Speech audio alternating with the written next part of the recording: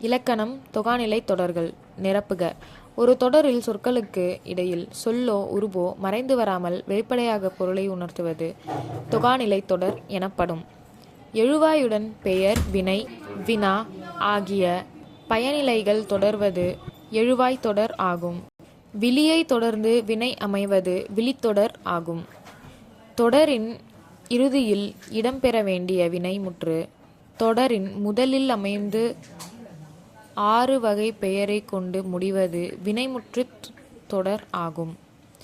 முற்றுப்பெறாத வினை வினைச்சொல்லை கொண்டு முடிவது வினையெச்சத் தொடர் ஆகும். முற்றுப்பெறாத வினை பெயர் சொல்லை கொண்டு முடிவது பெயரெச்சத் துணை ஆகும் பெயரெச்சத் தொடர் ஆகும். வேற்றுமை உறுப்புகள் வெளிப்பட அமையும் தொடர்கள் வேற்றுமை தொகாநிலை தொடர்கள் ஆகும். இடைச்சொல்லுடன் பெயரோ வினையோ தொடர்வது இடைச்சொல் தொடர் ஆகும். உரிச்சொல்லுடன் பெயரோ வினையோ தொடர்வது உரிச்சொல் தொடர் ஆகும். ஒரு சொல் 2-3 முறை அடுக்கி தொடர்வது அடுக்குத் தொடர் ஆகும். சான்று தருக. எழுவாய் தொடர். விடை மல்லிகை மலர்ந்தது. விளித்தொடர். விடை கண்ணா வா. வினைமுற்றுத் தொடர் பாடினாள் கண்ணகி. பெயரெச்சத் தொடர் படித்த பையன். விளியெச்சத் தொடர் எழுதி வந்தான். வேற்றுமைத் தொடர் மதுரைக்குச் சென்றான். இடைச்சொல் தொடர் மற்றொன்று.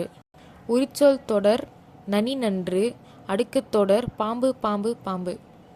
இலக்கண குறிப்பு. முருகன் வந்தான் எழுவாய் தொடர். மகளே வா விளித்தொடர். கண்டேன் சீதையை வினைமுற்றுத் தொடர். பழுத்த பழம் பெயரெச்சத் தொடர். எழுதி சென்றான் வினையெச்சத் தொடர். மதுரைக்கு சென்றான் வேற்றுமைத் தொடர். மற்றொன்று இடைச்சொல் தொடர். நனி நன்று உரிச்சொல் தொடர். வருக வருக வருக அடுக்குத் தொடர். கூறியவாறு செய்க. பையன் பெயரெச்சத் தொடர் ஆக்குக படித்த பையன். வந்தான் விளியெச்சத் தொடர் ஆக்குக நடந்து வந்தான். பால் குடித்தான் வேற்றுமை தொடர் ஆக்குக பாலை குடித்தான்.